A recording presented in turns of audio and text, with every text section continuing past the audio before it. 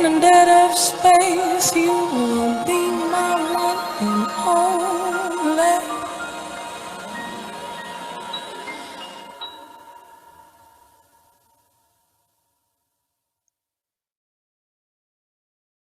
Good evening. Welcome. Welcome to Building a Brave New Theater. I'm Rebecca Goodhart, the Artistic Director of Elm Shakespeare Company, and it is my honor to welcome you tonight to the last event of this. There are four-part series this May. Tonight's event is In the Shadow of Tragedy. Before we get started, there's just a few things I'd like you to know.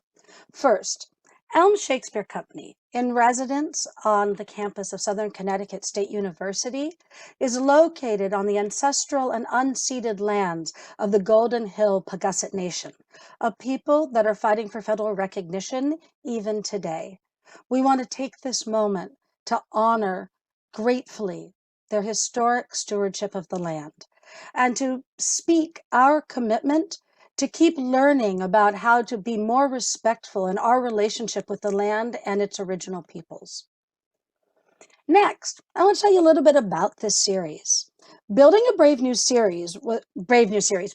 Theater was born out of the brilliant activism and questions of the theater students at Southern Connecticut State University. And last fall, in our first iteration called Exploring Race in Shakespeare, we really wanted to do three things. First, we wanted to center and celebrate the artists and their voices and work from Black, Indigenous, and Latinx artists and scholars who are making Shakespeare come alive today. Next, we wanted to have really meaningful conversations, not only about the issues around producing a 400-year-old white playwright for today's audience and sensibilities, but also to interrogate a system around Shakespeare that has been used to oppress and even harm cultures other than Shakespeare's. Finally, we wanted to create understanding and intentionality around Elm Shakespeare Company and its work. Not just what we do, but how we do it. And most importantly, how we might be able to do it better to serve our community in this moment.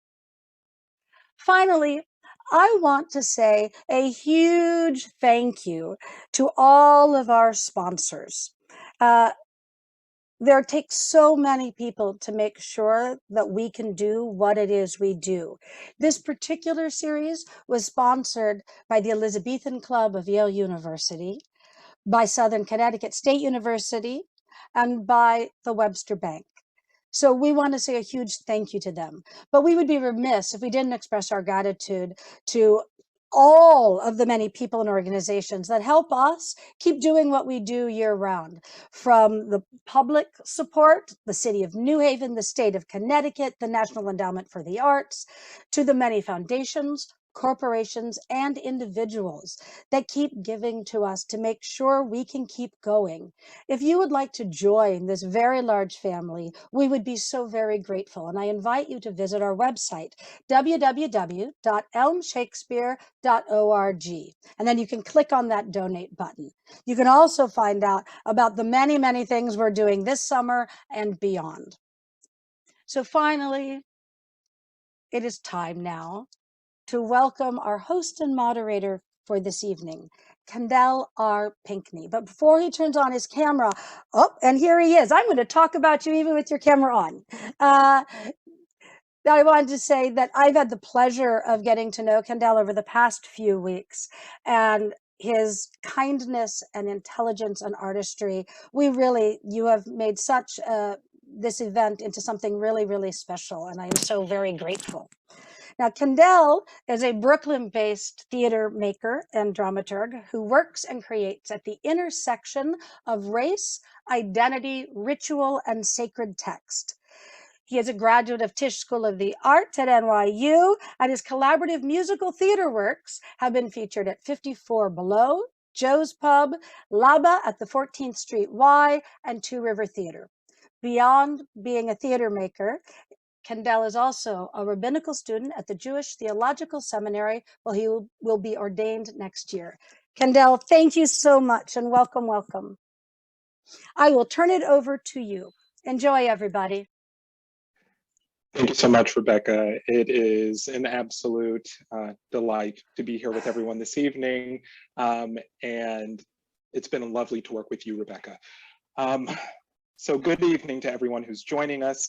As Rebecca mentioned, my name is Kendell Pinkney, and I am a theater maker, a dramaturg, a producer, and a rabbi in training. That might seem like a peculiar combination of vocations.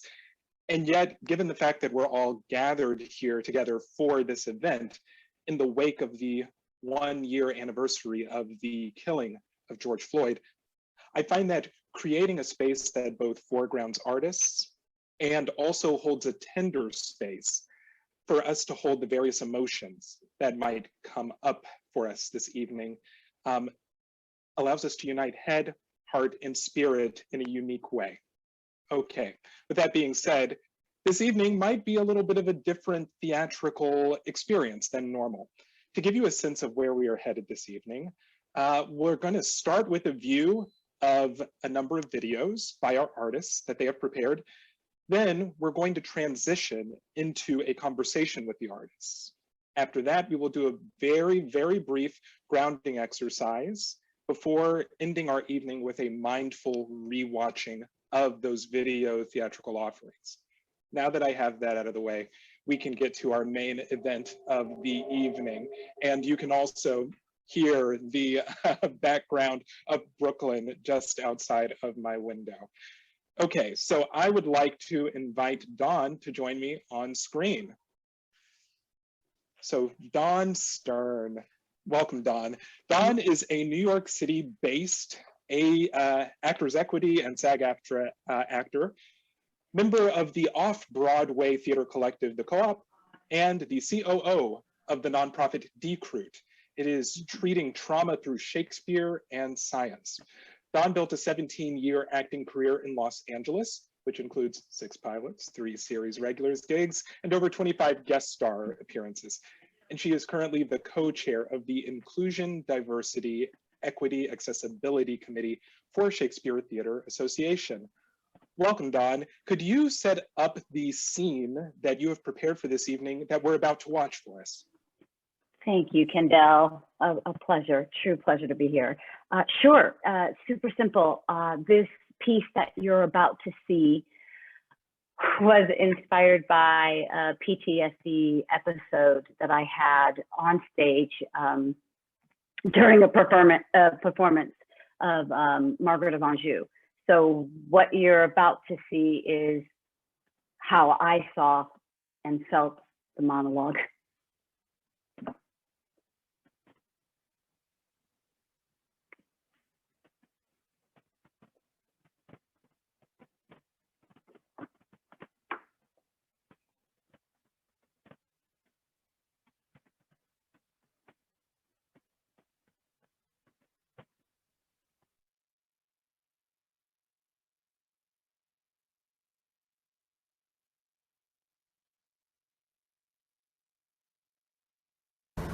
Was I for this, nigh wrecked upon the sea, and twice by awkward wind from America's bank drove back again into my native clime?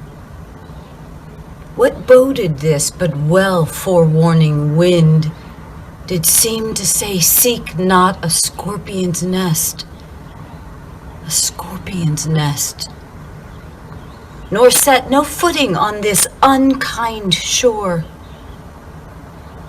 What did I then but curse the gentle gust, and he that loosed them forth their brazen caves, and bid them blow toward any blessed shore, or turn our stern upon a dreadful rock?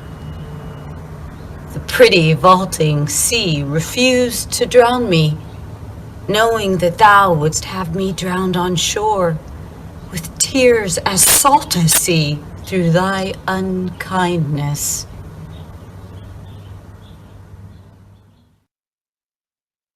The splitting rocks cowered in the sinking sand, and would not dash me with their ragged sides, because thy flinty heart, more hard than they, might in thy homeland perish. Breonna Taylor, Atiano Jefferson, Sandra Bland. When from thy shore the tempest beat us back, I stood upon the hatches in the storm. I took a costly jewel from my neck, a heart it was, bound in with diamonds, and threw it towards thy land. The sea received it, and so I wished thy country might my heart. Ay me, I can no more die Jim Crow, for dawn doth weep that thou dost live so long.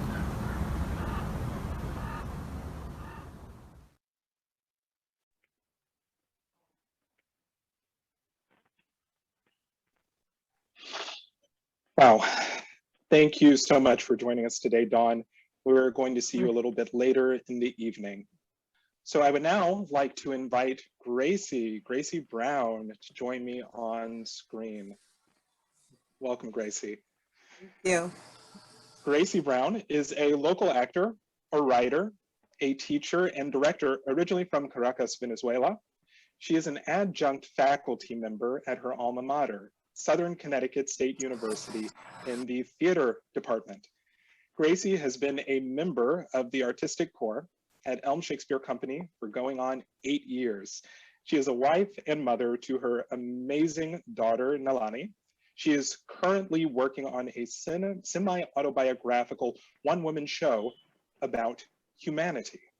Gracy, could you give us a brief setup for your personal monologue that we are about to watch? Absolutely. An interrupted drive home from work is fraught with memories of Sandra Bland.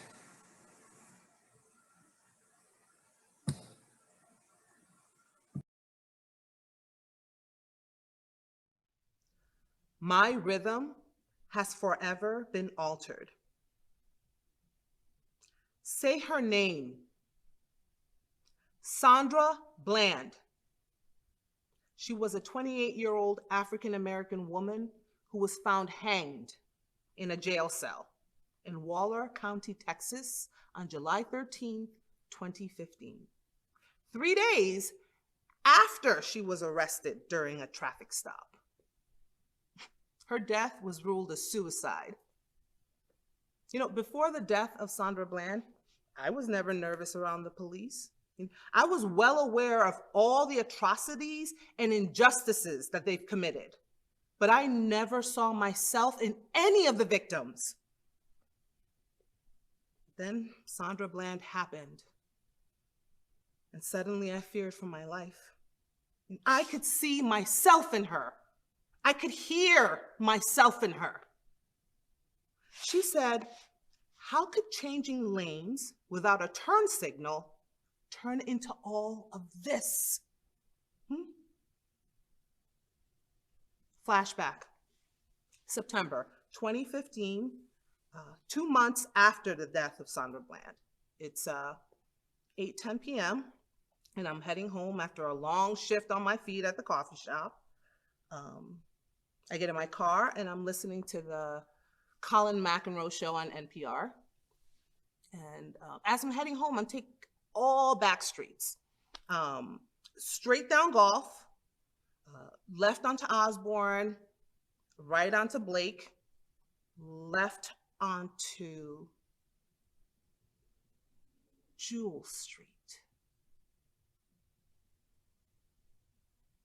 All of a sudden, red and blue lights light up my mirror. And suddenly, I fear for my life. I pull over and I start rummaging through my brain as to what to do when being pulled over. Don't make any sudden moves. Keep your hands at 10 and 2.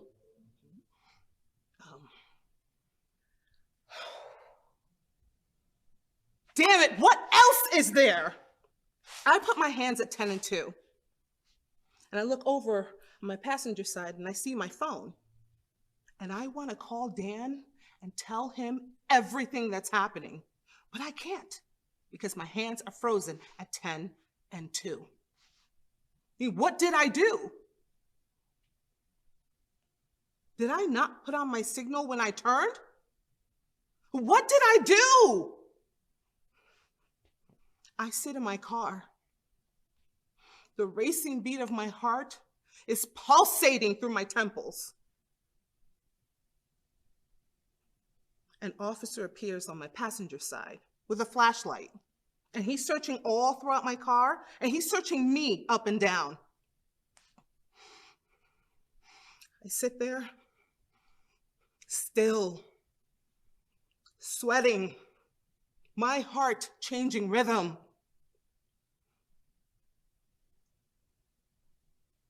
All of a sudden, another officer appears on my driver's side.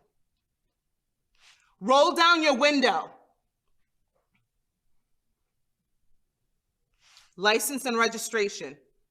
I very carefully reach in my glove box. Do you know why I pulled you over? I shake my head no. Your registration is expired. Sit tight. He goes back to his car. The other officer's still standing there with this flashlight, just probing.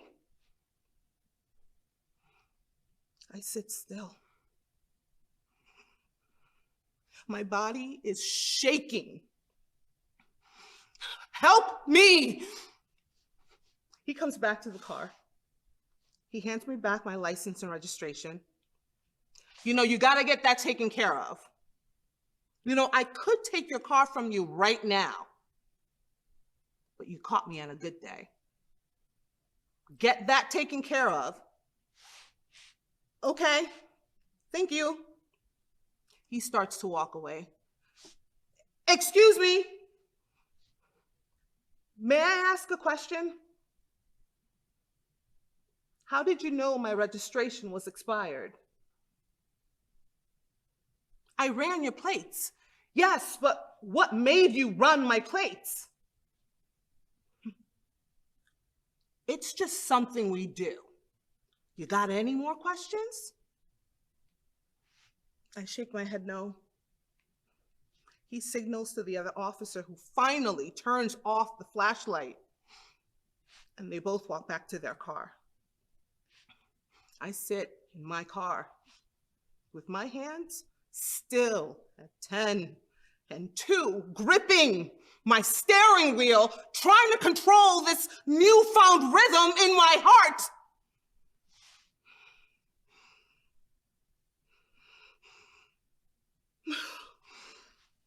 Breathe.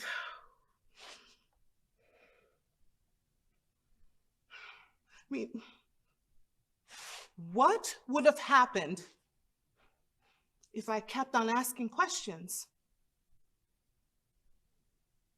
What would have happened if I caught him on a bad day? I mean, on a whim. My fate could have been the same as Sandra Bland's. My rhythm has forever been altered.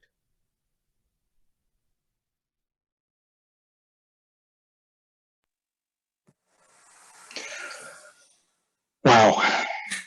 Thank you for that very personal, moving story, Gracie. We will see you in just a bit for our extended conversation. I'll now invite Rebecca Samanga-Frank and actor Joshua David Robinson to join me on the screen. Wonderful to see you all. Rebecca Samanga-Frank is an actor, writer, filmmaker, educator, and activist. Most recently, she performed in Paula Vogel's Indecent at the Oregon Shakespeare Festival and on Fox's Prodigal Son. She's worked as a director at New York Theater Workshop, acted with Sundance Theater Lab in Morocco, and has performed at many regional and off-Broadway theaters. Rebecca is a 2021 LABA New York Fellow and a New Jewish Culture Fellow, and she received her MFA from NYU Tish's grad acting program. And Joshua David Robinson is an actor, educator, and storyteller. As an actor, he has appeared on stage, on and off Broadway, and in theaters across the country. As an educator, he's worked with students from New Mexico to New York on how to use storytelling as a means to engage with community and promote social change. Joshua holds an MFA from NYU's Tisch School of the Arts, where he also currently teaches. Welcome to you both. Rebecca, could you set the scene for this piece that we're about to see? Yes, thank you, brother. So this piece was inspired by Dave Chappelle's 846, which is his response where he addresses his audience while trying to cope with the existential pain of the murder of George Floyd. And in it, among many things, he says, every institution we trust has lied to us. And this piece, Talking Dead Red Solo, examines the institution of Shakespeare in a conversation with my friend and actor, Joshua David Robinson.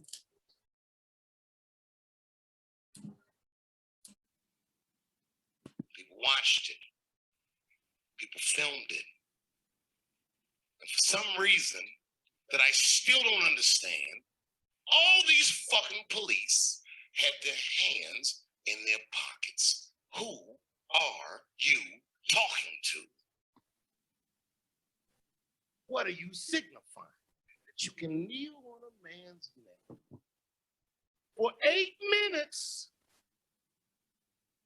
and 46 seconds and feel like you wouldn't get the wrath of God. How did he die? That's what How did he die? is happening How did he die? right now. How did he die?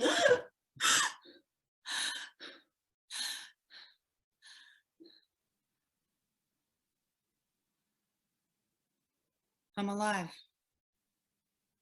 For now. We'll see how long that lasts.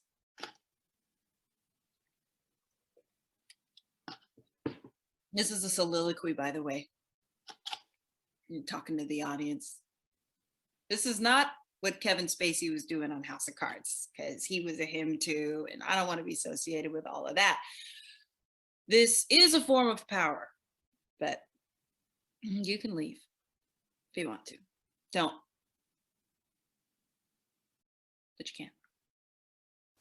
And if Kevin Spacey in House of Cards is your reference for soliloquies, then we probably didn't go to the same grad school. This right here is older than Netflix. This form, invented by Shakespeare. Shakespeare.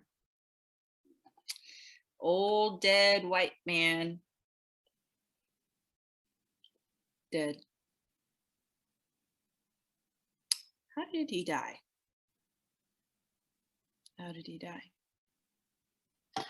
Google.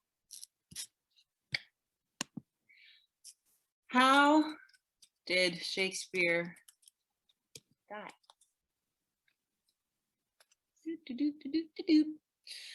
Shakespeare, Drayton, and Ben Jonson had a merry meeting, and it seems drank too hard, for Shakespeare died of a fever that contracted. Ooh. That is interesting. Drank too hard. Shut up.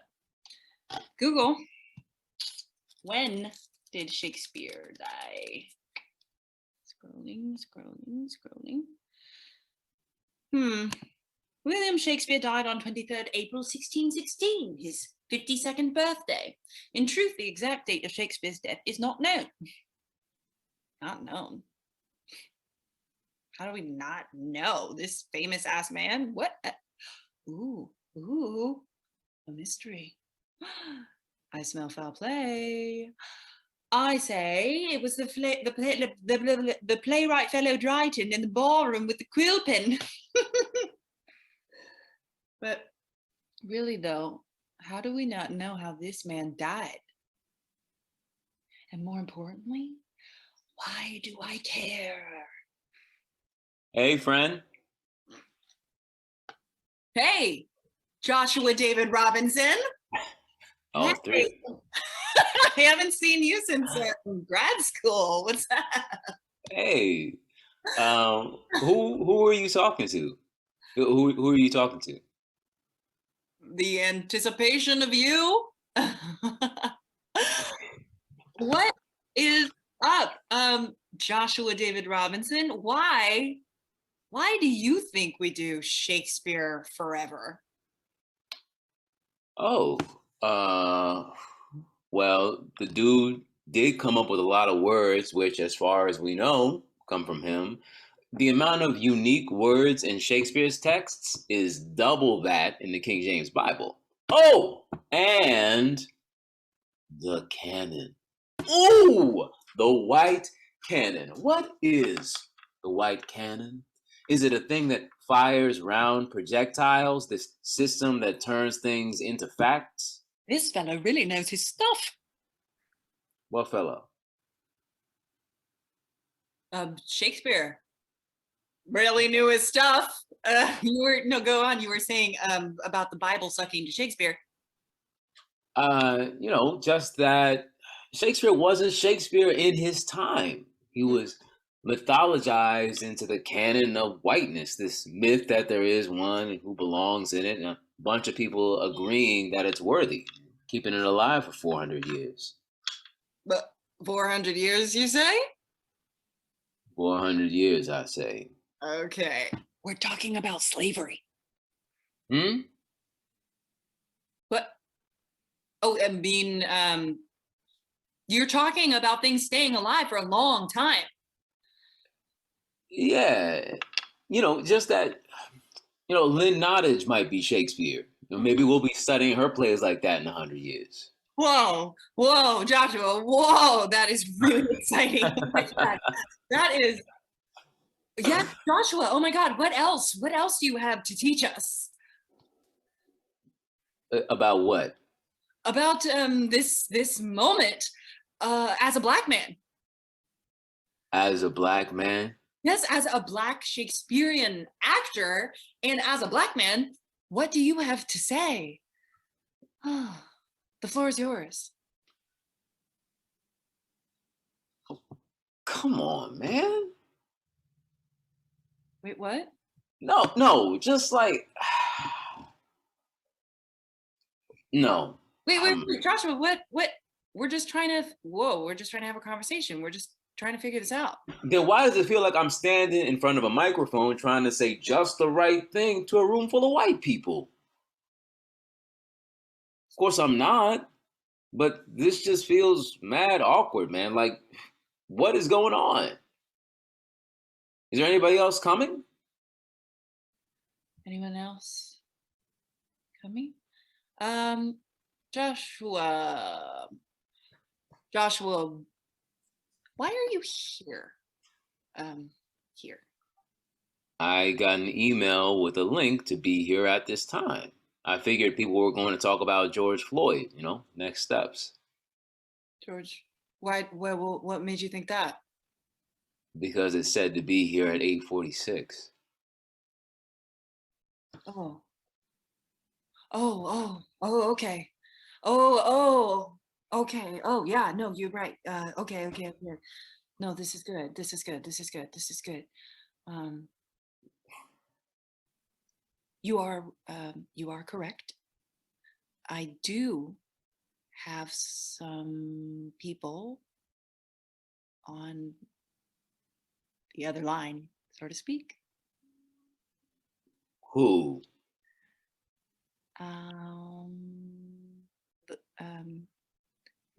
Why gays? White gays? No, well, I don't know. The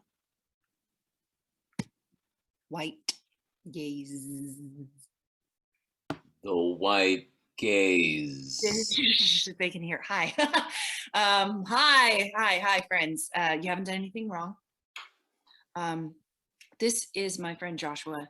he and I went to the same grad school. He's obviously a Black man. Joshua, they're just my friend and confidant. I'm trying to help them figure things out. And I can feel them. I can feel like their desires, and they just want to know, like they want to get your perspective on things, like how to be anti-racist, and like if you're mad at them, and if you're like sad, and like where'd you grow up, and was it hard, and like what they can do, and like you're this black expert, like you're this black Google, and am I tripping, man? Because I don't even know who the fuck I'm talking to, and this shit is addictive. Wait, okay. Talking to the audience is harder than it looks.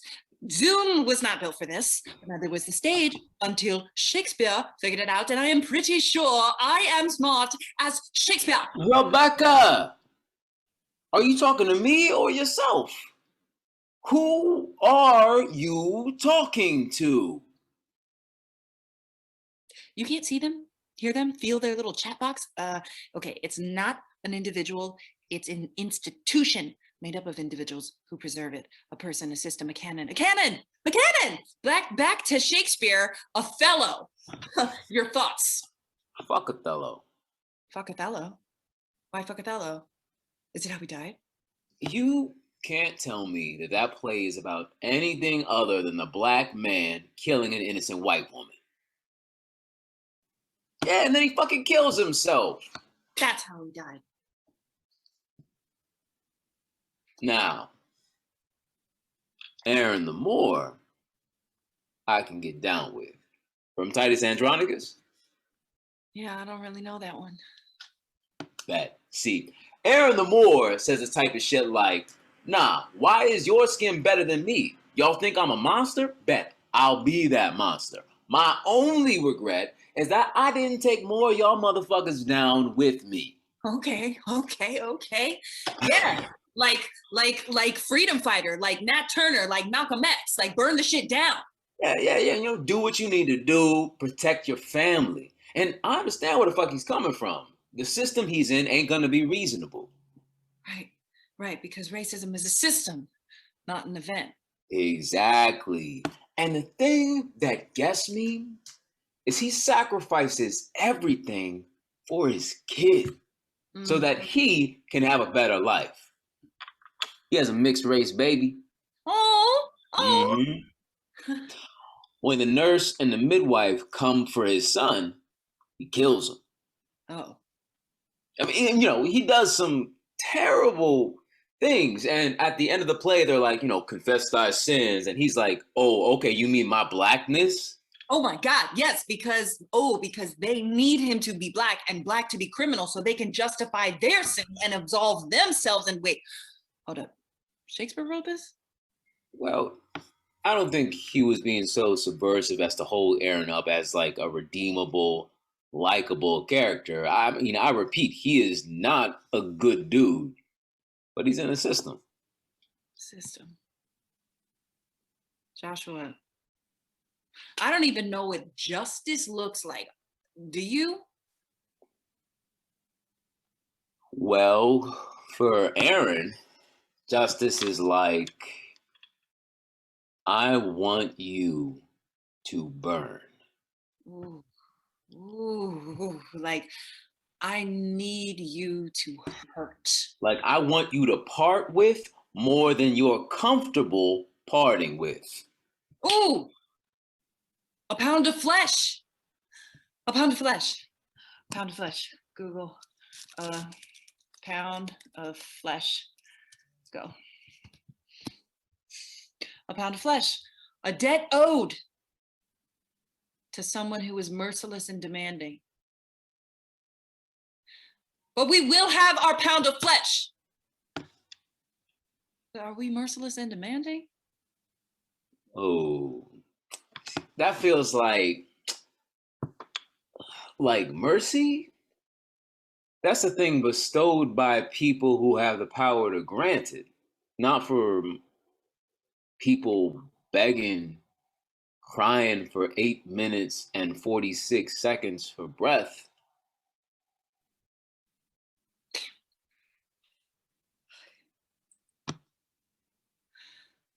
God damn it. What? No, it's just, again,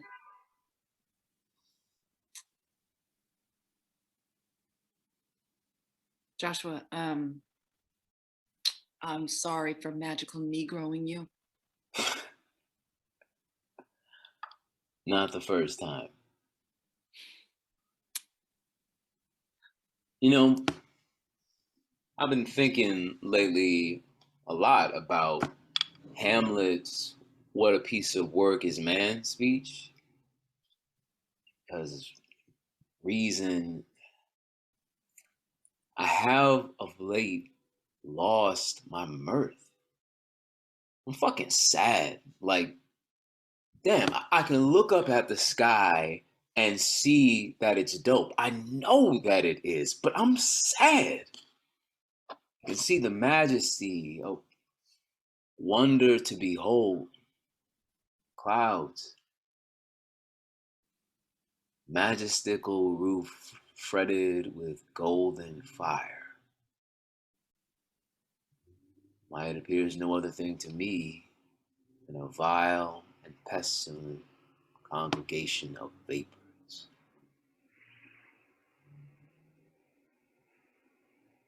A whoosh, a whirl, a black hole. Disappear.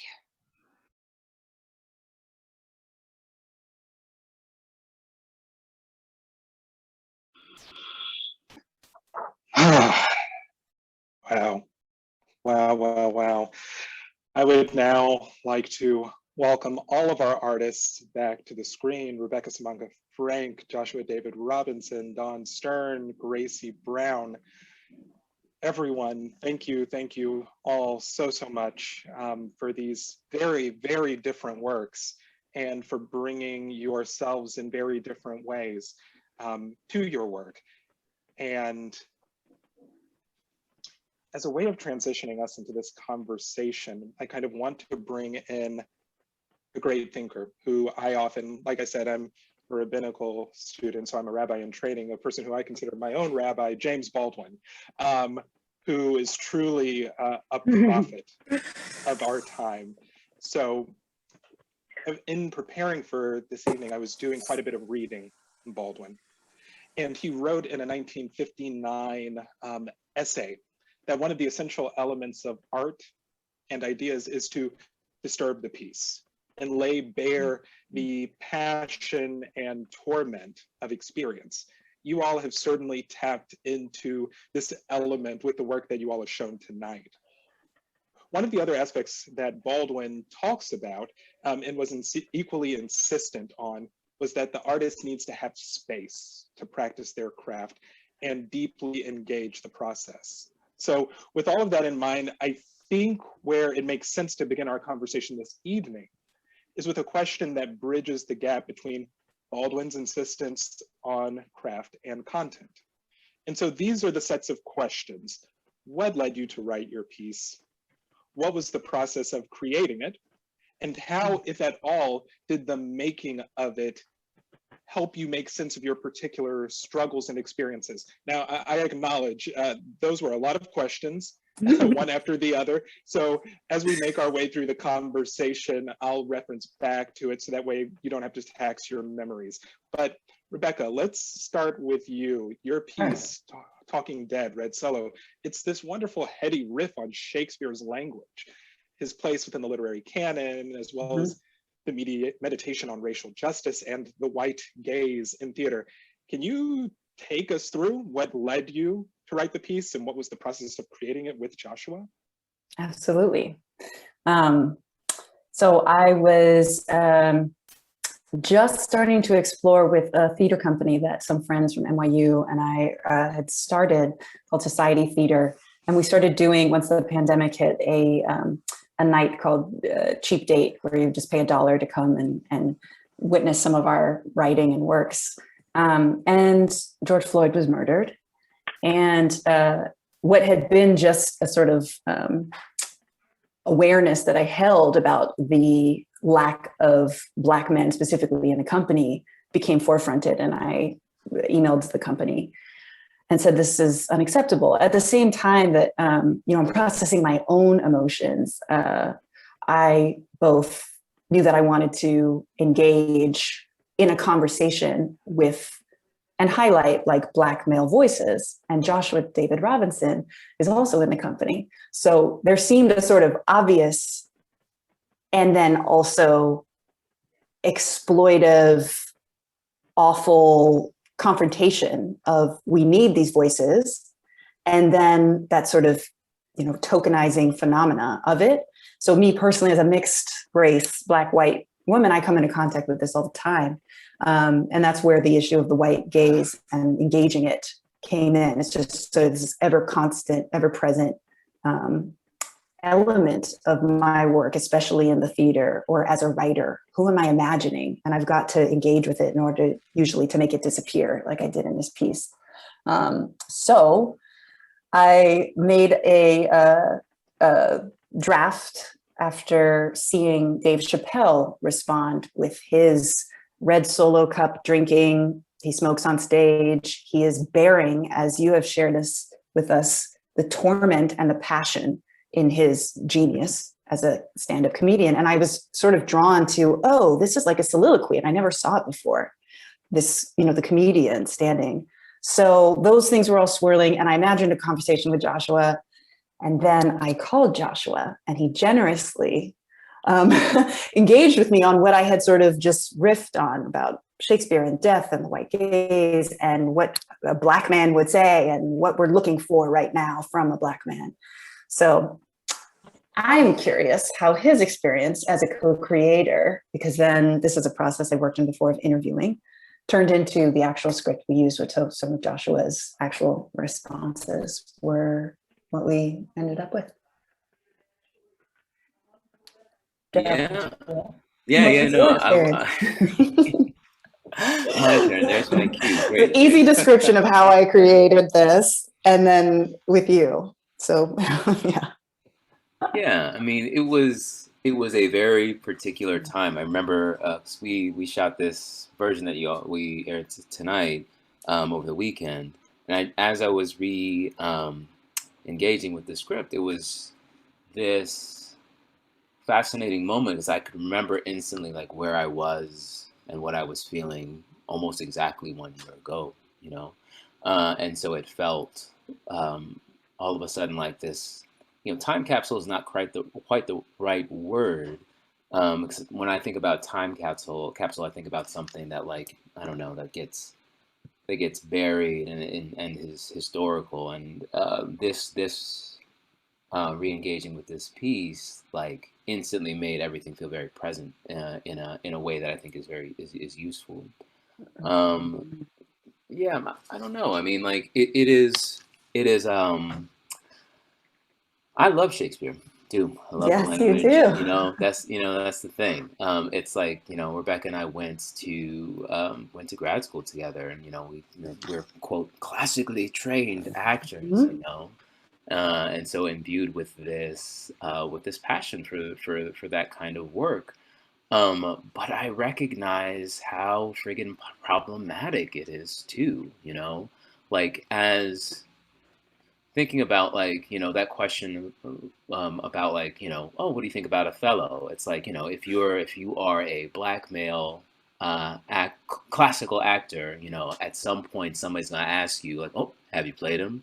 And you know what they mean, and I hate that you know what they mean, right?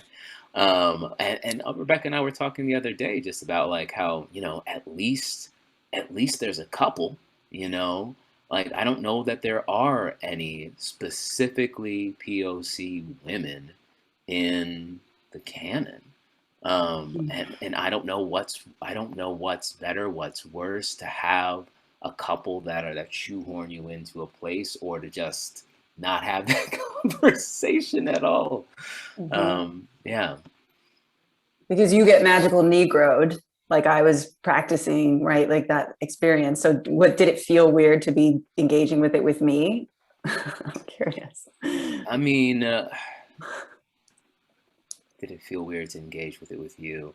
I felt with you that I could just say what I wanted to say. You know what I mean? I didn't feel like I needed to say just the right thing, as I often do, to not trigger the white folks. And so yeah, so I guess it was a little different. That's really, so much of what you both shared is so fascinating and rich. I know I saw a previous version of this, and then in seeing the new version, or just rather re-recorded version, I mean, it opened itself up to just so many new layers. And one of the things that was so fascinating about watching it, and actually watching every piece this evening, is given that we have reached the 1-year mark of commemorating George Floyd's murder and the racial reckoning that's come after it, there's almost this very like memorial feel and ritual feel to all of these pieces tonight. And so it's very interesting to engage in this at this moment. And there's also some very interesting stuff about the classically trained and canon stuff that I actually hope we can get into a bit later, because I feel like that's going to be juicy.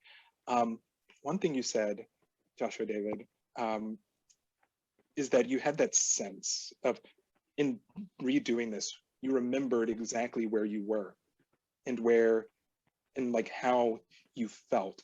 And this actually really reminds me of some of our conversations, Gracie, where here's this piece that you wrote.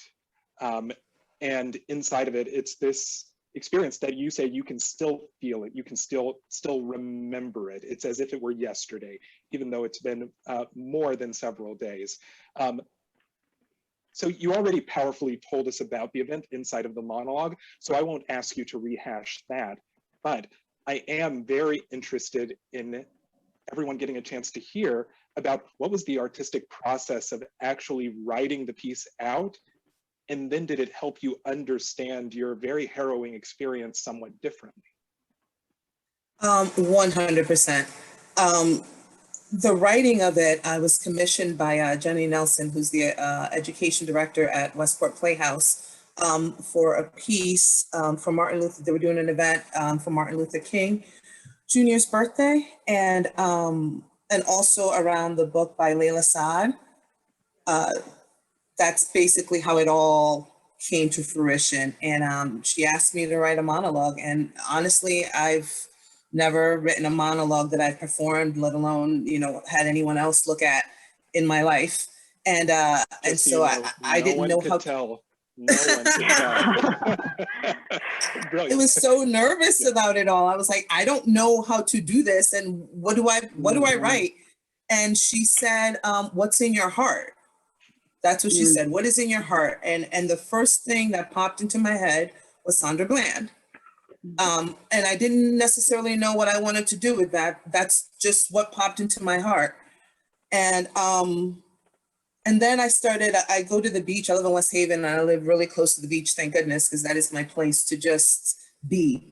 And I went down to the beach, and I brought my laptop, and I just started talking into my laptop.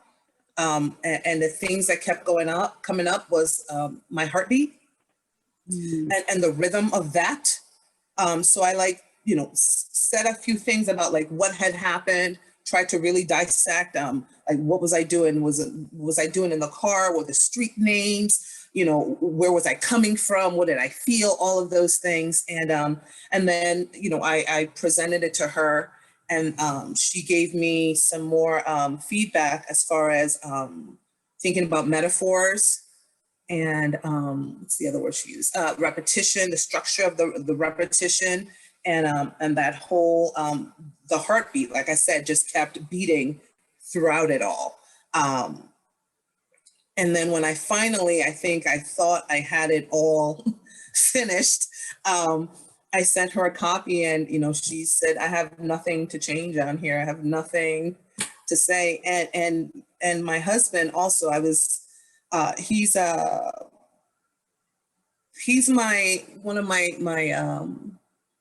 my best fans, and also really quick to say if he doesn't like something.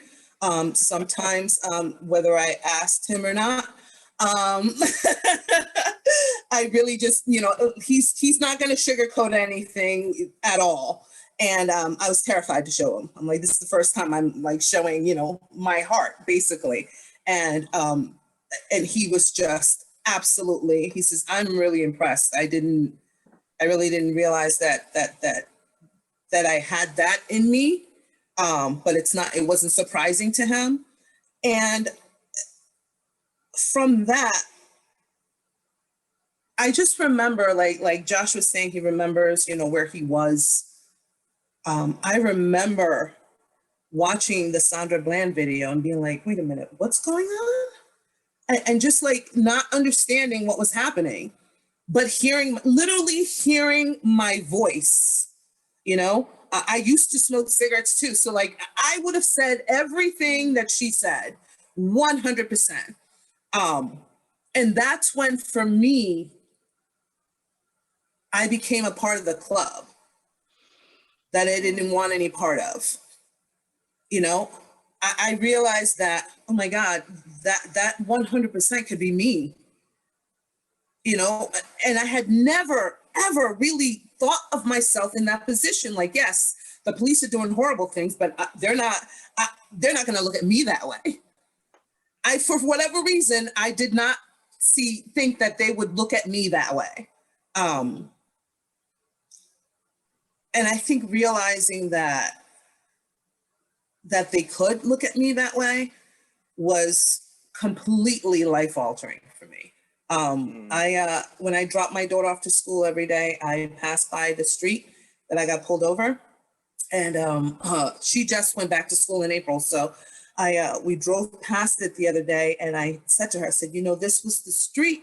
And she literally just stopped me and put her hand on my thigh, and she says, I know, Mommy, I know.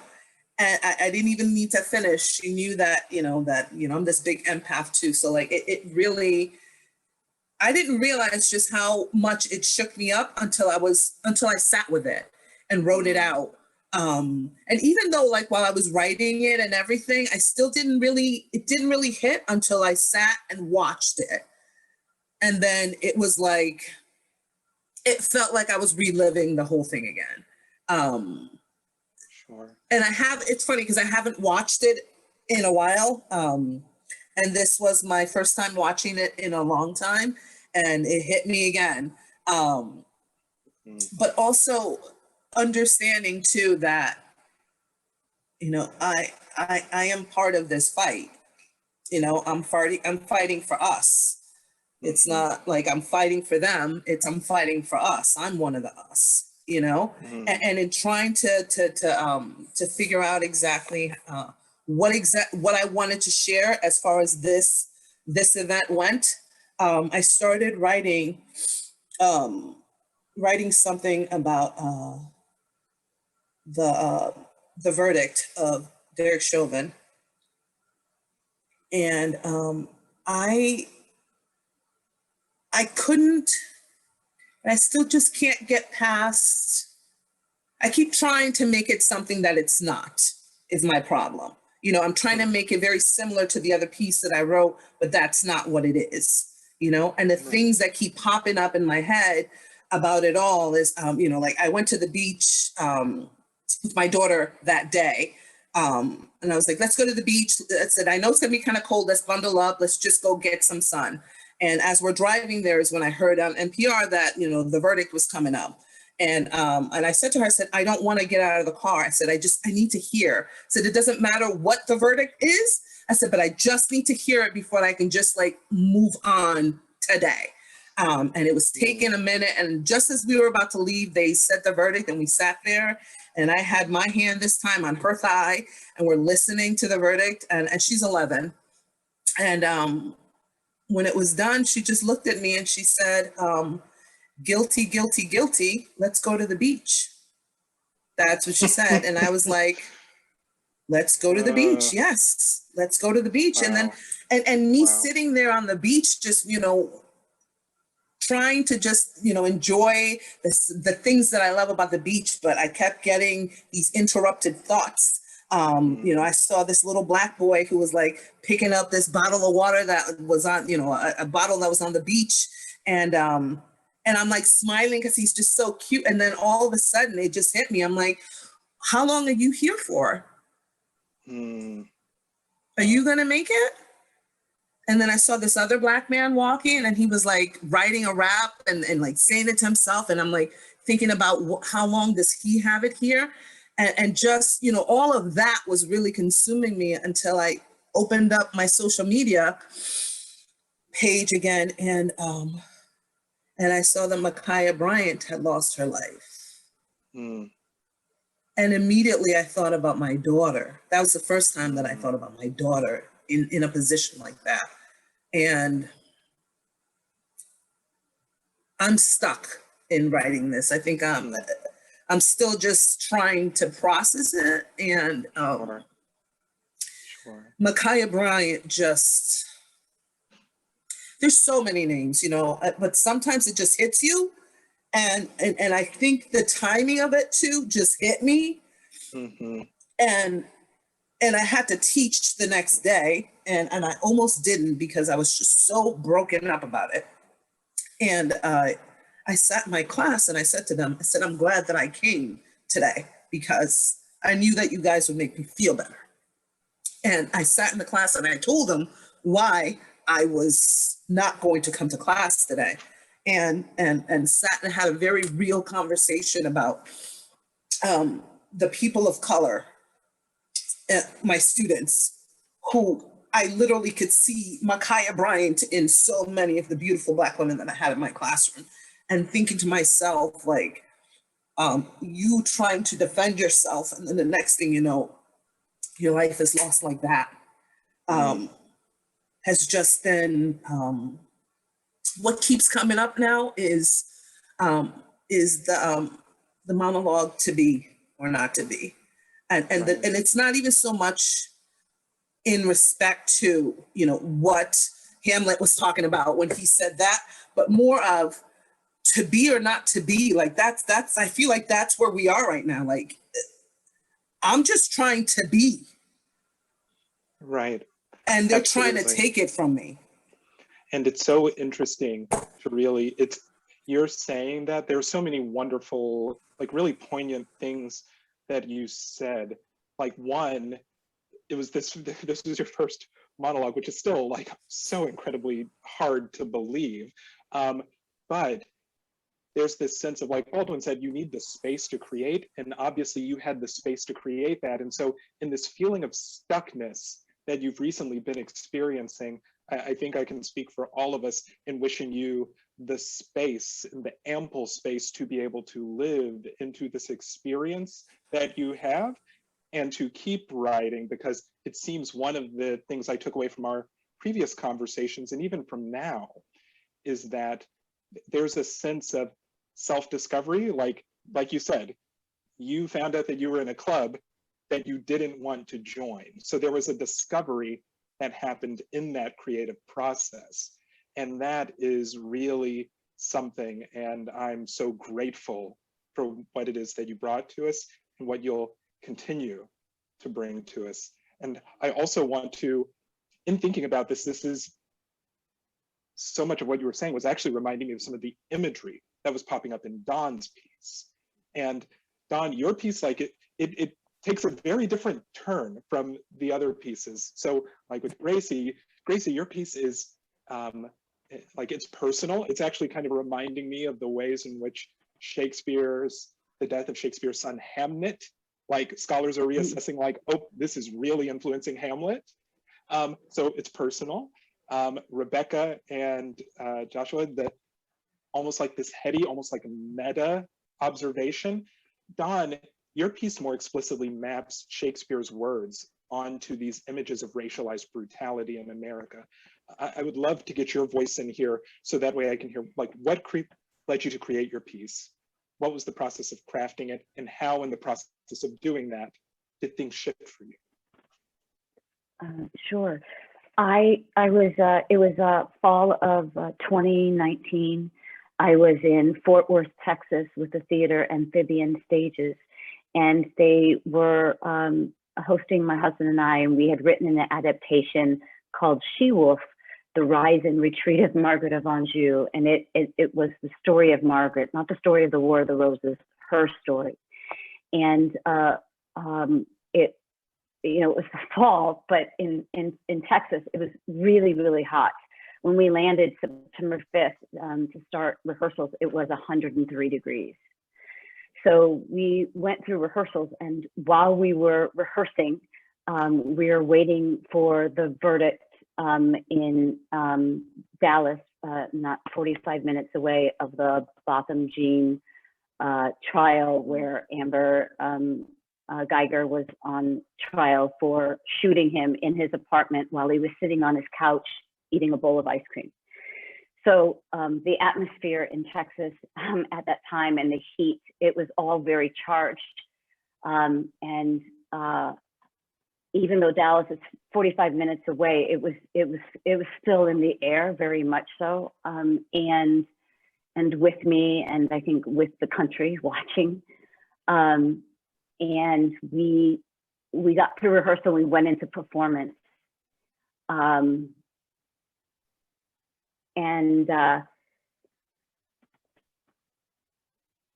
woman was killed. Tatiana Jefferson was killed in Fort Worth. Jefferson, right. Mm-hmm. Tatiana Jefferson was 28 years old, and she was in her house playing video games with her nephew. And her neighbor called, for those of you that don't know, her neighbor called on a wellness check because it was late and her doors were open. And so when I woke up to the news, we had a performance that night, and I was off during the day, and I woke up and I read the story. And I just, because I was in Fort Worth and it was in Fort Worth, I Googled the address, and she was 1.8 miles from where I was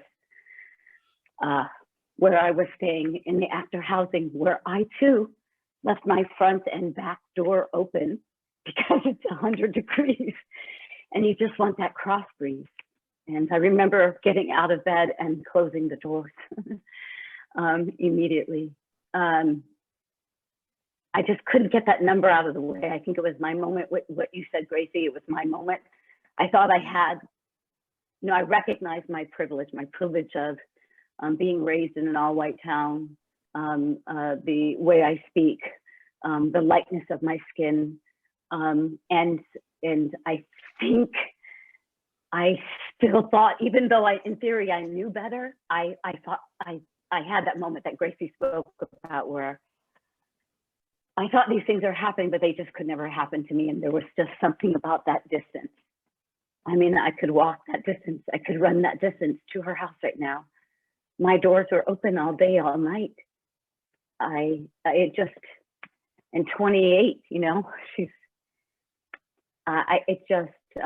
it rocked me.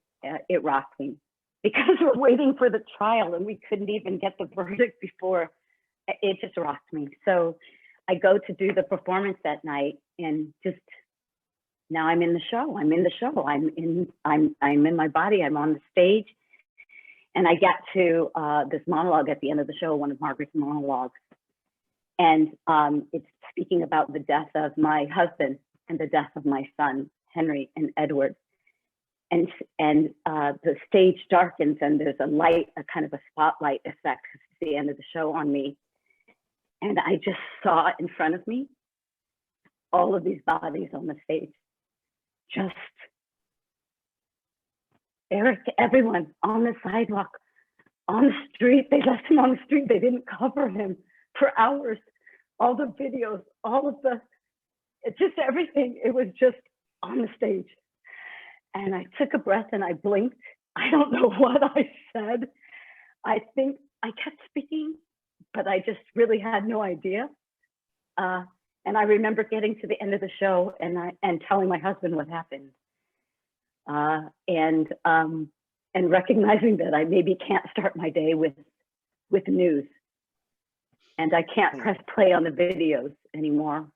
And there was just something that was done for me in that moment. And then cut to a few months later, and it's George Floyd. And I got a call from Southern California Shakespeare Festival, Stephanie Courtney, who is putting together a dozen women doing virtual programming, because now we're into COVID. and they wanted virtual programming, and they had a question: are our souls our own? And asked if a dozen of us would do monologues that spoke to that. And I racked my brain, and I racked my brain, and I racked my brain. And then I realized I knew exactly what I had to do. It was Margaret's monologue. It was this monologue, because even though I'm speaking the words in the context of Shakespeare's play in that moment, what I couldn't help but hear when I read and spoke those words out loud was the otherness, the other, being the other, the pain, the violence that's perpetrated against the other. And so that's what you've got in this piece. I put together this piece to really show how I heard it. It's not how I've ever gotten to perform it, but it's how I heard it. It's how I heard the words. And that was the process. Those images that you saw, I was very careful to construct. I didn't want to add. So I didn't want the graphic images that were available of Black and brown bodies. I didn't want those.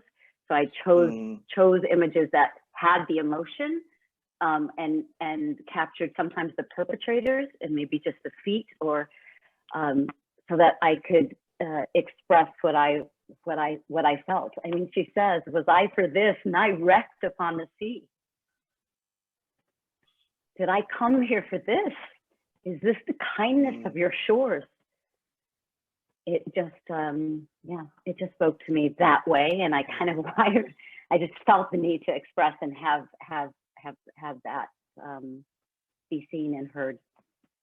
Absolutely, and the sheer power of hearing that language, I mean, that rich, dense language, and then to have the names pop up in it. Yeah. I mean, I've watched this several times now, and even tonight, it hit me anew.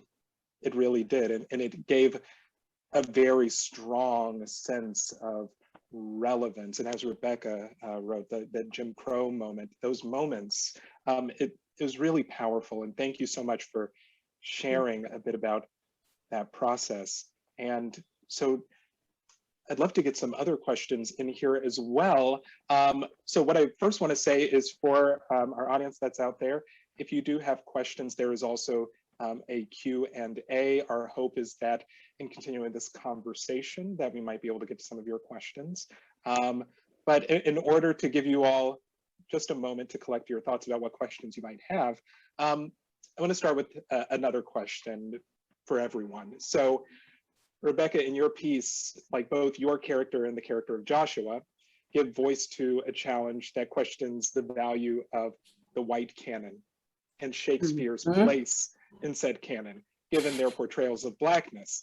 Now, it's interesting because you all have talked about love for Shakespeare and being classically trained. And in contrast to the point that your characters make in the piece, in a different article, James Baldwin made the case that the density, the candor, the irony, and the bawdiness that he saw in Shakespeare was most naturally reflected not in the speech patterns of white people. He's like, Shakespeare's density of language reminds me of my Black ancestors. Preach. So, and there was that sense of like, oh, at first I thought Shakespeare was this, and now I'm finding out like, oh, no, there's something useful here. It gets me. So here's my question for everyone. You all have so much experience with Shakespeare and the material. How do you balance the challenges of working within a canon that might not represent you in some of the most critical ways, with the fact that the words that make up that canon are so powerful to conjure up the full range and passion of the human experience? To put it even more simply, like, do you see yourself in this canon of Shakespeare, and does it matter? And it's open to whomever wants to jump in on that first. I totally want to jump in. It's such a good question as we return to the theater, because, you know, I see myself in what has come before me, right? Because we have a whole thing about like color blindness in Shakespeare and casting for so long. So it's like, oh, a Black woman played that role once, so I can play that role, right? Like it's been decided for us. And then someone put in the chat too, like, okay, well, Cleopatra is holding this space for us. And I had been cast actually right before OSF as Cleopatra in, I think it was Virginia. And I took Indecent. And so I don't know the experience. I want that experience, even though it's this complicated all the time of going, we're not explicitly in there. I'm speaking as a Black woman now. And is it better to be the more than nothing at all? I'm an intersectional being, so I relate to Shylock, right? I have a chip on my shoulder there. And I like came into this space at Elm and was like doing his monologue, I guess, like an old Jewish woman. Like, it's supposed to hold us. We are told, we believe, but I haven't really experienced it. I think I'm still in the cutouts that have been made by that white institution, by those casting directors, by those directors, by those boards, like the way that we've established that, what I'm trying to address in the piece, a system way, way bigger, as well as the audience. And that's sort of, what is it, trinity of like the theater, there's the actor, and there's the audience, and like what's happening in that space. Because who are the people, right? Because the people are, the, you know, it's like we're always like, and he was Black too, or, you know, you're like, we like, this is our language, or like it was the lower class people, or it was the, you know, like where we're always trying to engage. Anyway, all that to say, I'm interested that I still feel the pull to want to inhabit, because it's like this massive sort of honor. And I'm so excited about what we're all doing, because I wrote like a ghoul. I wrote like this little, like sometimes baby, like sort of inebriated, like matrixy, like dream space with this kind of clown, right? And so sometimes we can play those, a lot of times we can't. And we can write about Shakespeare, and it's Shakespeare. We can talk about Aaron the Moor and see how he holds up to like a Nat Turner. We can do whatever the fuck we want. So that's kind of how I feel about it today. Yeah. So with that, I feel like the text, the poetry holds us. The institution does not. The poetry has space for us as human beings. The institution, not so much. And so very quickly, I just became uninterested in the institution. Not uninterested, because I'm speaking after education. So after you're educated as a classically trained actor, but you're educated in the institution. This is what scholars think. Get the ardent, get the right? So that is your education. And then just as Rebecca spoke, you learn, oh, why could be Cleopatra? Paulina, they cast as Black. You know, sometimes they even get clever and give a Black woman or a Black man Puck, right? And these are the roles, right? And then I just got bored. I just was like, I just knew there was more. I'm a poet at heart, I think, and it was the poetry, the words, and then with my work with my husband with Decruit, it changed everything. We work with veterans and their family members now, and the incarcerated and returned citizens now with Shakespeare. And we use Shakespeare as a tool and classical actor training, along with other techniques, cognitive processing therapy, narrative therapy, EMDR, an amalgamation of everything that we've learned as patient zeros that worked for us. And we put them in their body, teaching observation, as you learn as an actor, observation without judgment. And then we give them these decontextualized monologues that we know from years, decades of experience, speak to their experience: shame, guilt, guilt from killing, all of the things that Shakespeare brilliantly wrote about veterans or being in prison or being denied, right? All of these emotions. And then we watch veterans and their family members and the incarcerated and returned citizens who have no desire to be an actor and no desire to be on stage, and many have never spoken a word of Shakespeare in their life, give the most brilliant rendition of these speeches that I've ever heard, putting the MFA actors that we paired with them to mentor them, which of course it was the other way around, to shame, wondering what is going on, what is happening. And it was the door open to me understanding what this could actually hold, and that it is for all of us, and it can hold all of us. That yes, it was used as a colonizer's tool. Absolutely no denying 100%. And Nelson Mandela held it in his prison cell. And, you know, and these veterans speaking to be or not to be while they're suicidal. There's just nothing, I've not seen anything, any other classical text hold up. So I know there's a place for us. I think what we need to work on is our training, our education, and the institution. And that means giving people who you don't think should be in that role. You know, why can't Juliet be quadriplegic in a wheelchair? Why can't this is what I started to see when I started to see veterans missing pieces deliver it with more heart, more soul, more.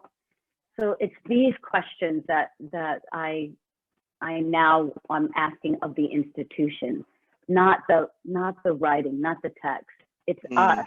It's us and how we enfold people and invite people into our space or not.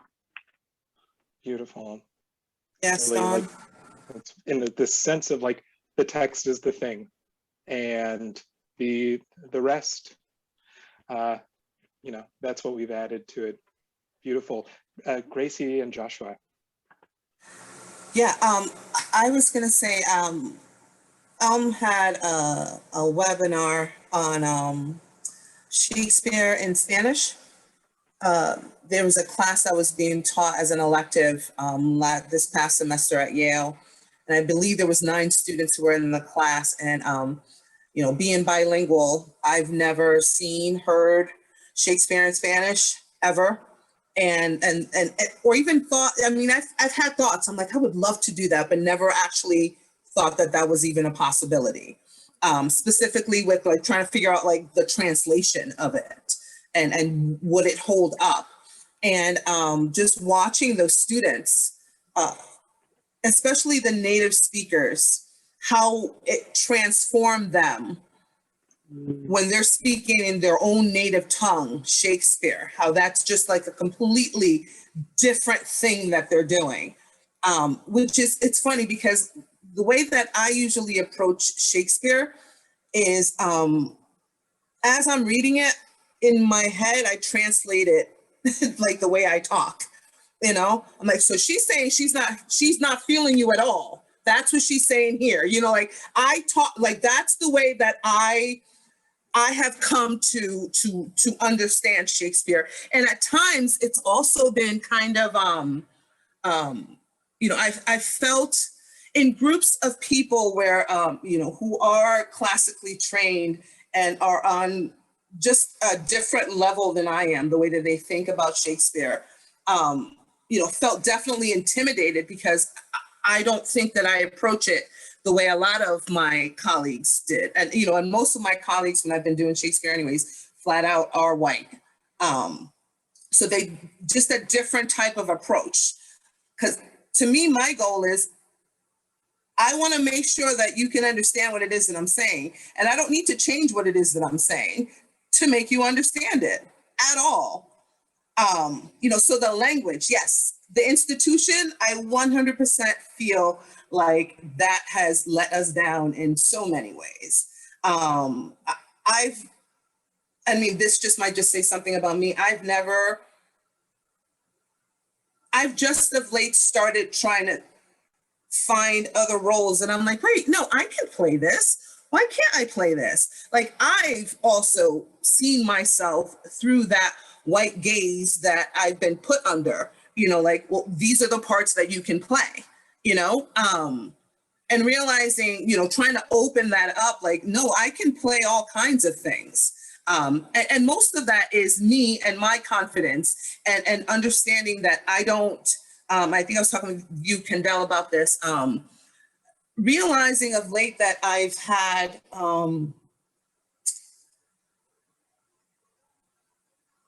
validation from the white gaze and feeling like, oh, okay, well, you said I can, then that means I can then. And mostly for me though, like that gave me permission to be able to be bold and do the things that I wanted to do, like Jenny telling me that, yes, you can do this, who's also a white woman. So there's this conflict, like, yes, I completely appreciate your opinion about me, which is why I'm like, yes, I want to hear what you have to say. But then there's also this, feeling like I have to have it through those filtered eyes for it to be okay and for it to be accepted. And really realizing that now and trying to back up and deconstruct that in some way. Sometimes successful, sometimes not. Sometimes it can get a little messy. But I think that the way that I approach anything is just, I'm just me, 100%, no matter what. This is what you see, it's what you get. And if you don't like this, that just means you don't like me. And that's fine. You know what I mean? Like, that's all there is to it. So coming at it with 100% pure honesty, like, I don't know what the heck I'm talking about right now. I don't know what's going on, and rewinding and feeling free to say that too. Like, I don't know what's happening. And I need to step back and try and like look at it, but also being very real about this is a Black body that I am bringing to this, flat out. Right. You can do all kinds of colorblind casting that you want to, but I find it a little offensive because I bring this to it. It's going to change. It's going to change no matter what, because this is the body that I am bringing to it. And being very clear that that is the case, I think is something that that people aren't really talking about it. They're like, well, we're not noticing that you're Black, but you should notice that I'm Black because I'm Black. You know what I mean? Right. It changes things. The number of times that I've heard growing up, like, especially when it comes to the arts, like, oh, well, I didn't see your color in this respect, and I'm like, are you blind? I mean, so absolutely, it's offensive. Right, because that means to me, I hear that and it's like, you're not seeing me. Exactly, you don't want to see me. Rich words, and so making an executive decision here, this conversation is really rich, and we now also have some questions coming in that also could open up to some very interesting things. So what we will do is we're still going to do the grounding exercise that we mentioned earlier, but there's a certain wisdom that is coming from this conversation that I think that many people would also enjoy having a bit of an extended conversation. So with that being said, and especially with the graces of the other artists who are here, if you feel comfortable with us actually continuing the conversation for the remaining 25-30 minutes, and we will not re-show the videos. Maybe there might be some other way that people can see them at a different time, but we will do a grounding to make sure that we're processing this in a different way. Great, thank you everyone for your generosity in that. So to throw another question in here, and also Joshua, would love to hear your thoughts on this as well, your thoughts to all the questions. So Andrew asked the question that can ultimately be boiled down to this, like, is anyone experiencing hope for the institutional change, acknowledging the fact that kind of what Baldwin said, like Shakespeare's words, dense, pristine. I experience my humanity in that. With respect to institution, is there hope? Hope is so tricky. And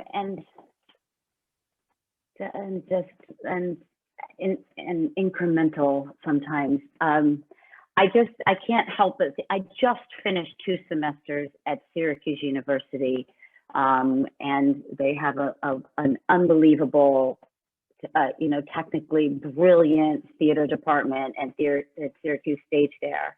And I watched 2 semesters, 2 different classes each semester of advanced Shakespeare scene study. That's what it was. And here's what is hope crushing, because they're juniors and seniors, and I could see, and it wasn't just the Black and brown bodies. So we also have to understand that when we have these modes, when the institution creates the roads, and people are the institution, so it's so challenging to talk about, but it hurts everybody, because what it does is cut out your ability to bring yourself to it, because you are told that's not what it is. That's not who Lady M is.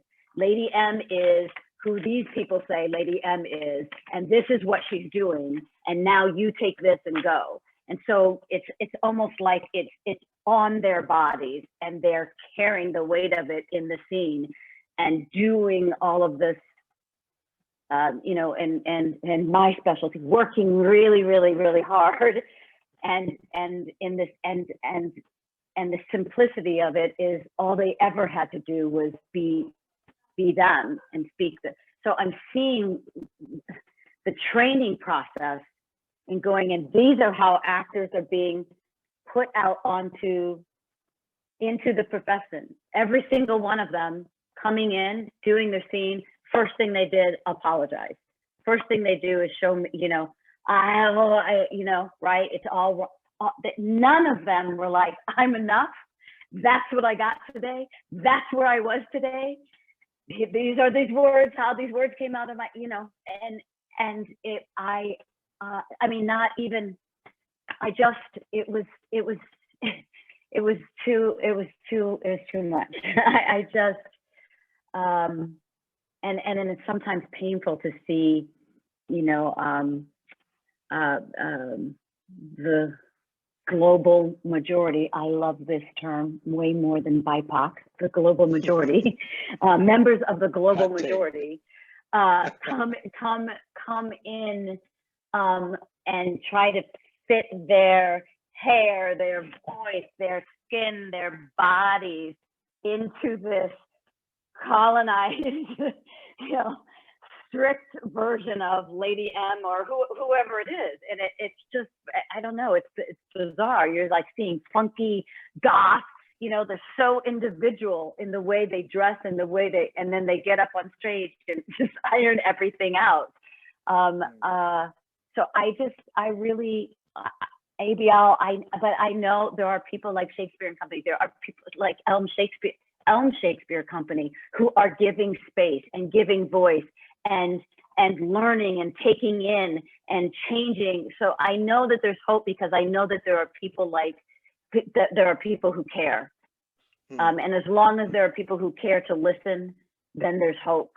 So I'm gonna say yes, there's hope. But I'm disappointed in the incremental performative cowardly lack of action.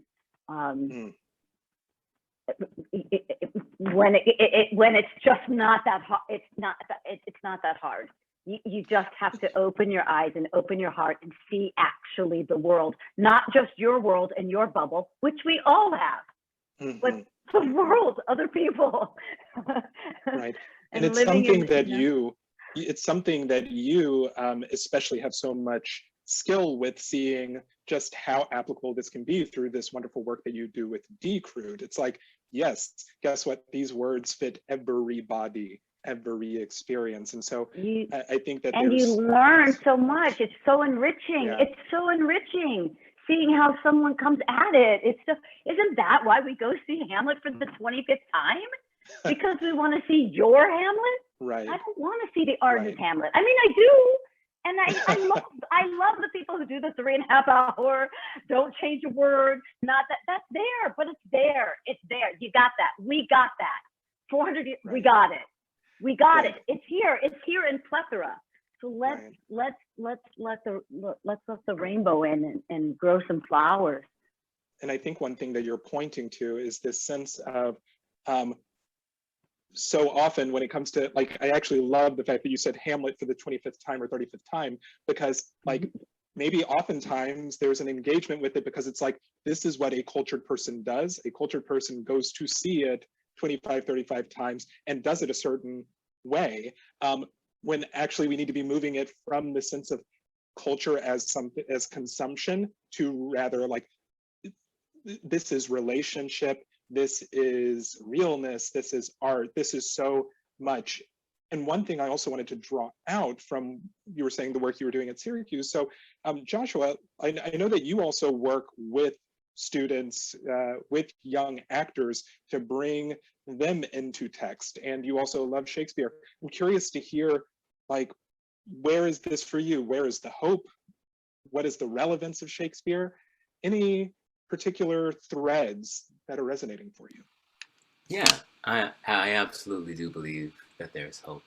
But it is going to require kind of something that came up in Rebecca's piece, people giving, parting with a little bit more than they're comfortable with parting with.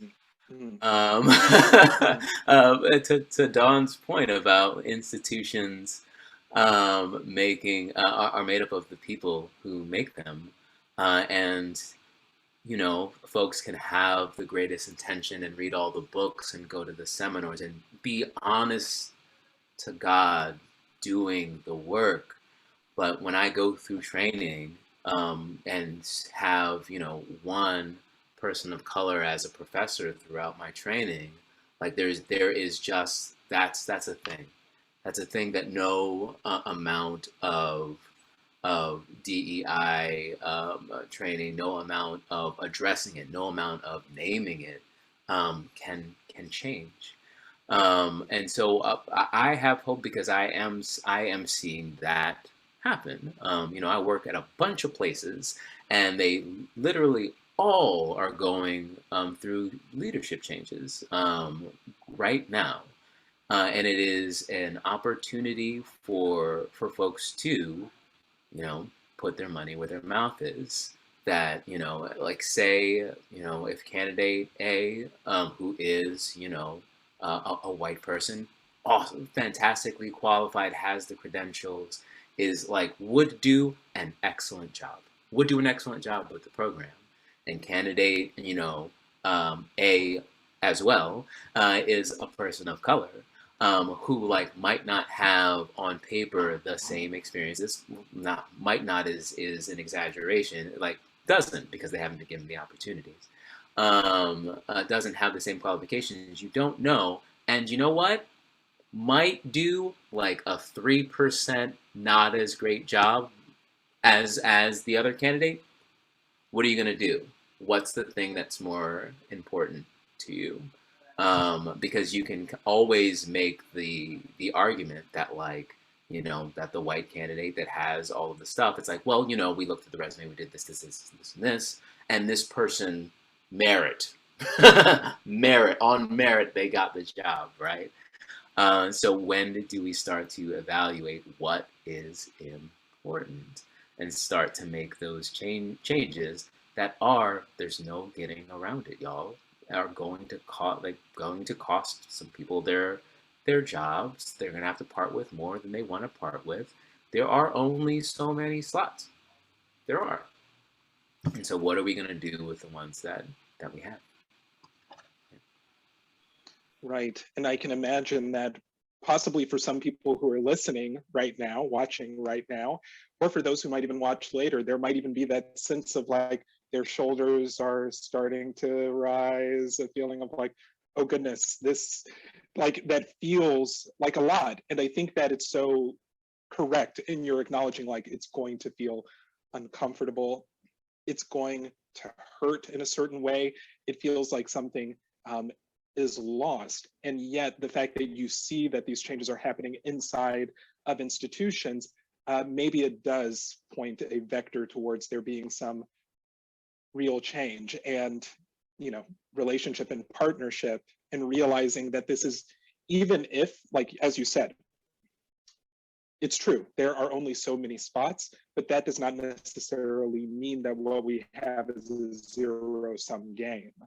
Rather, it's that we're actually creating the world in the arts world that we've always professed we want to see, and we've always professed that exists, and now we are actually putting our work, we are putting our work behind our words, or as one of my favorite rabbis said, Rabbi Abraham Joshua Heschel said, when he was marching in Selma, he's like, I prayed with my feet. So we would be changing, we would be acting with our feet. Anyways, so to also bring in this other question here.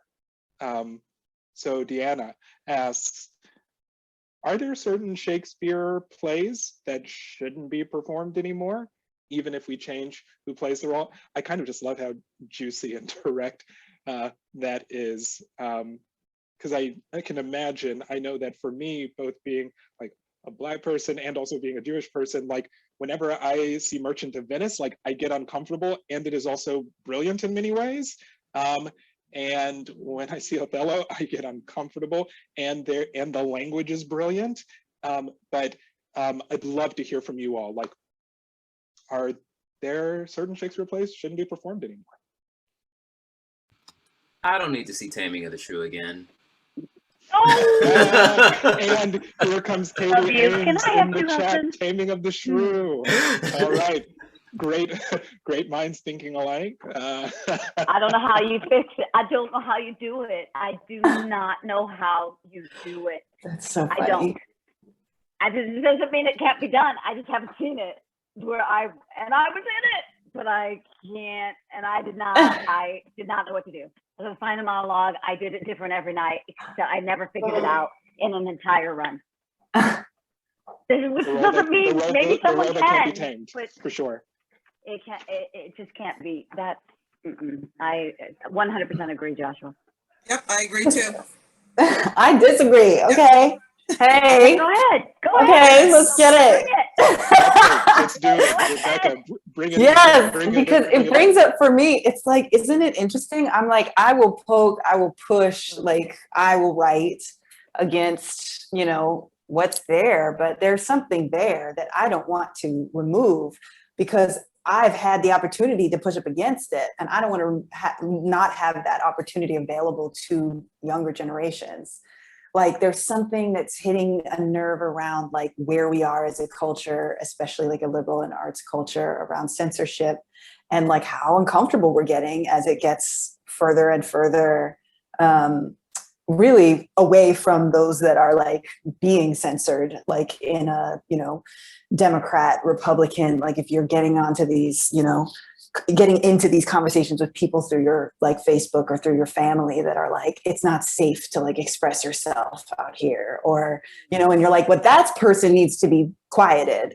And, you know, there's something really, really juicy right now about like, where are we going to go with this? Like how far and what all gets, you know, because like you get challenged. I get challenged. Let me speak for myself. I get challenged beyond a monument to then the name of a school to then like where are we going? So I see for me, the extreme, not importance, but necessity of examining those institutions and calling them out.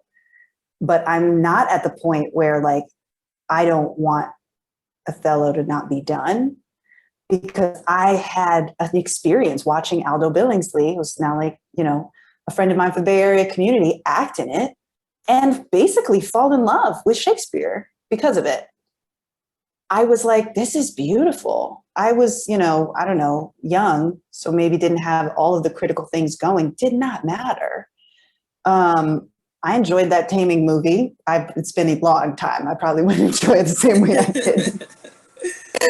But like, there's something, and obviously there's history, but there's something more. There's something more. So I'm holding a space. I like that.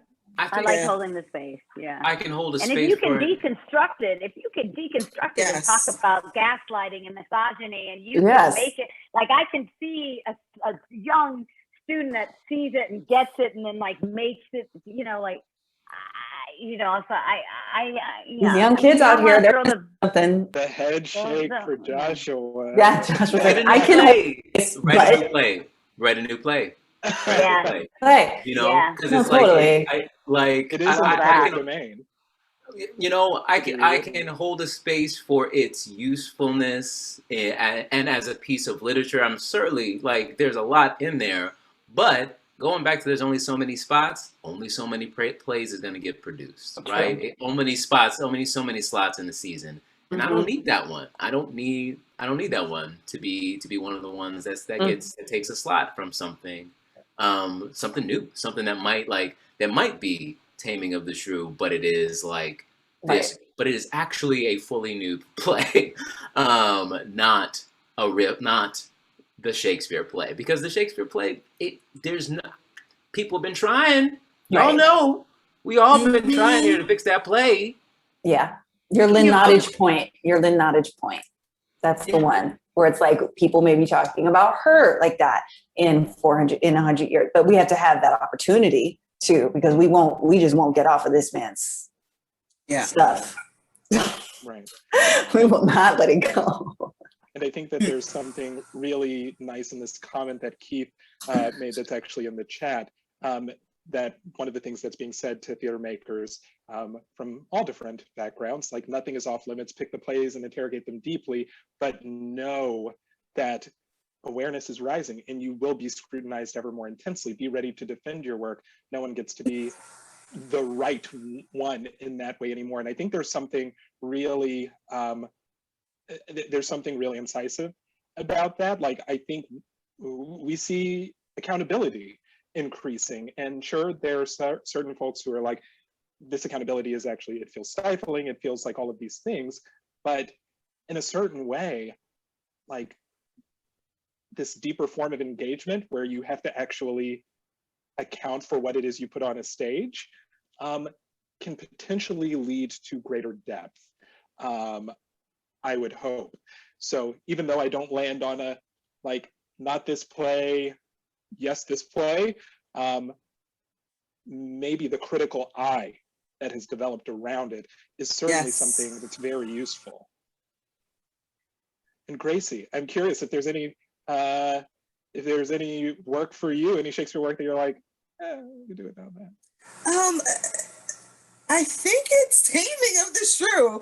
I don't think I had an answer to that question until Joshua said it, and I was like, but I'm with you too, Rebecca, in the fact that I don't want to lose anything. But I think the way that they're approached just needs to be different, and some of them, and Taming just needs to be rewritten. Something else needs to be in its place. And I love that. But I am excited about the new kids that are coming around. They're ready. They're savages, and they don't care, and they're ready to tear down things and build something new. So that makes me excited. And also, we're talking about institutions. That we had a meeting at we had a student. It was kind of like student and staff meeting about the seasons that are coming up, And one of the alumni members that was on the meeting was saying that, was talking just about what you were saying, Joshua, that, maybe this person over here, can do it 3/4 of the way less good as that person.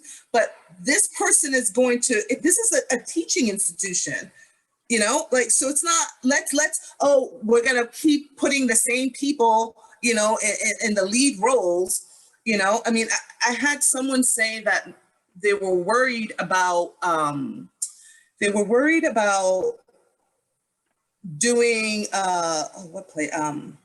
doing Once on This Island, because they were worried about that because some of the students would not be able to get parts in their last few years. They were concerned about some of the Caucasian students not being able to get cast in that play. And I literally didn't even know what to say. And then I flat out was asked, I was like, should we do Once on This Island? And should this specific person be directing it? Me being the only person of color right now anyways in the staff. We just hired someone else, and it's like, I don't know if this person should be directing it or not. But the fact that the reasoning for wanting not to do X, Y, and Z plays because you're worried that some of these other white students are gonna feel left out, like the irony is just lost. Is lost. I was like, I just didn't know what else to say to that. But that's the problem, talking about the institutions, When I was going through school, I had not one person of color teacher, not one, not a one. So, and I just started teaching at Southern. So my first semester, I was telling Kendell this, there were a few other people of color in the theater department, but I think there was maybe one other female that was actually a theater major, but there were, people in and out of the theater department. And my first day teaching, the first person to walk through my door was this young Black woman, and her name was Bliss. And I was just like, I made the right decision right now. And it was like Bliss, and then it was Majesty, Tiara, Versace. These are all the beautiful Black women that walked into my class. And I literally thought it was a joke because it was like, there was like, at least it was one after the other that just kept walking in this classroom, and with these amazing names too, that made me think that this can't be the case. And the fact that I'm like a lot of these students, that this is the first experience that they have in the theater world, I find, I feel really proud about that, because I'm going to make it my business and I'm going to throw as much Black shit at you as I can, throughout the semester and expose you to things that you probably are not going to be exposed to. And trying to make sure that I'm also instilling in them the sense of, no, you are enough to play whatever it is that you want to do. And also making sure that the other, the white students in the class too, also see that diversity and that we're all working together in this classroom. And I have to pat myself on the back because I think that I've been successful in the past two classes that I've had. One of them is a lecture class, but one of my students said, thank you so much because you were not afraid to talk about race issues in this class. And a lot of teachers are. They don't want to go there. And you weren't afraid to go there with anything. Like anytime I could bring up any kind of race issues, and we were reading Lynn Nottage's, wow, my brain is dead because the semester's over. Why can't I think of the book?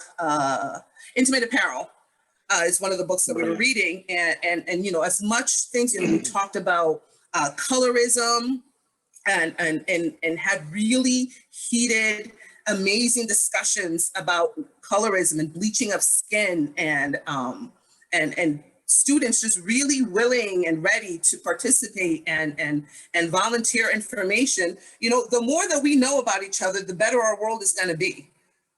Period. Absolutely. It's part of the one woman show that I'm working on. It's all about humanity. You know, if you have humanity, everything else is checked off, period. You start off with that, you cannot end wrong. You just can't, you know, and there was this one man, I worked in a coffee shop for many, many years, talk about a study in human behavior. But I had many loving customers that I had, and this one customer who passed away, he was a lawyer, and he also was really into the arts. We talk about whatever play he went to see. He was really into food and hiking, and he had a tragic hiking accident where he died from it. But we would have these long conversations at work all the time about, you know, just everything under the sun. And the fact that this man went into work and he was a defense attorney and defended some people who I had a difficulty looking at them as human beings because of some of the horrific things that they had done. And the fact that he could even look at these people and still see humanity in them, it made me realize how far away from, I had lost some of my humanity is what I realized. And then it was like, things just started clicking in my head. I'm like, that's what this one woman show is about. All of these stories are surrounded around humanity. And so that kind of like, you know, me being this writer that I didn't know that I was now, you know, working slowly on this, you know, this one woman show with all these monologues in my head that I'm like, what am I trying to say? What am I talking about? Why am I even trying to write this? And I'm just trying to talk about humanity. Damn it. Yeah. That's all I want to talk about because it covers everything. It feels like it's so simple, but it really does. Well, it's so simple, but it's also so incredibly complicated, really. And yet, thank you. I'm so grateful to know that you are working on this, and I can tell you that we are all very, very eager to see it develop. And before in essence, we have reached the end of our time, and there is so much more that could be said this night, but we would be remiss if we didn't take a time to also just like honor the space and honor this sense of like, we've actually talked about quite a bit that can be, maybe you felt your shoulders rising, maybe you felt your heart skipping a beat, maybe you felt nervous. But what I'd love for us to do for just one final minute is we're going to do a very, very simple grounding practice.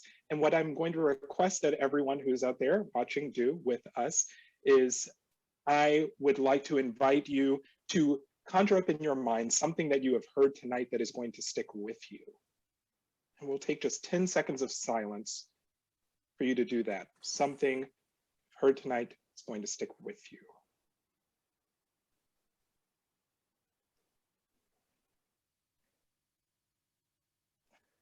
Now, what I would love for you to do, everyone to do, this is a process that is called anchoring. And now granted, it is used by experts in a somewhat different way, but I've still found it to be useful. I would like for you to take your hand, hold it up like this, and take your other hand and grab your thumb.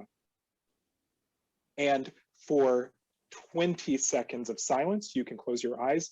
I want you to think about that thing that you're going to be remembering, that you're going to be taking with you, that is hopefully going to be a thing that is going to lead from consuming Shakespeare and consuming art, but rather to lead you to action, maybe, lead you to a different perspective. So conjure that thing up in your mind, and you're going to squeeze your thumb while thinking of that thing for 20 seconds. All right, 20 seconds is a long time, but let's go ahead and do it. So ready, set, and go.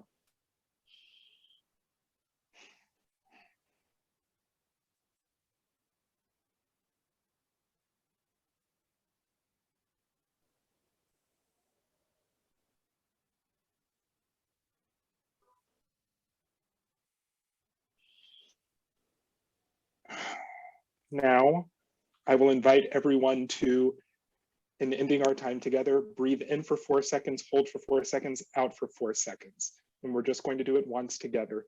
So here we go, breathing in, 2, 3, 4, and hold, 2, 3, 4, and out, 2, 3, and 4.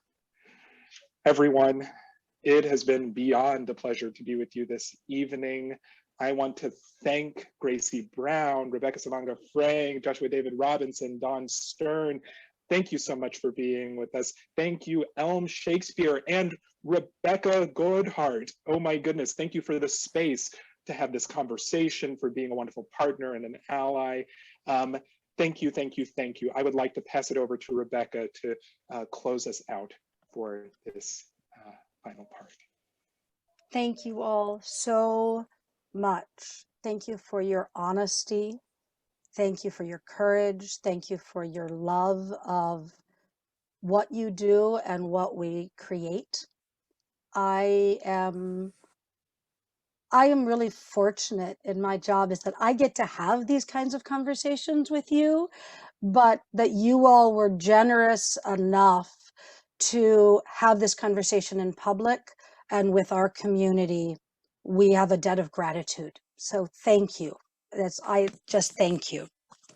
And I will say, as an ending, I find it really appropriate that this is the final evening of Building a Brave New Theater for this go around. I think it may come back, but because what I took from tonight, I was so struck, is that, Dawn, when you said the poetry holds us, but our institutions do not.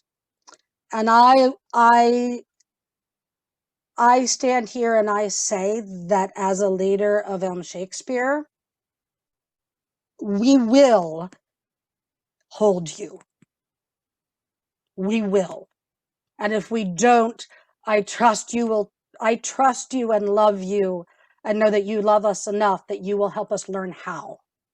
But we are committed to holding you. So that's it for Brave New Theater for this go around.